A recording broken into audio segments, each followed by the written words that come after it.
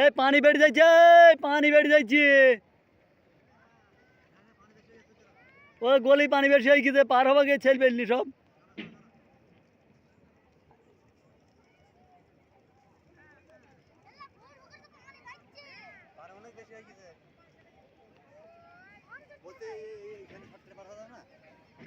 যেখান থেকে শর্টে পার হইতে হবে, পানি বেড়ে গেছে, ওদের পানি সব বেড়ে যাচ্ছে, হুড় করে পানি বেড়ে যাচ্ছে।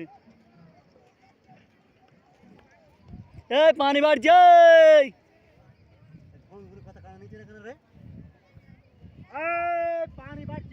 তখন ট্রলার ভাড়া করবে, তখন ট্রলার ভাড়া করবে।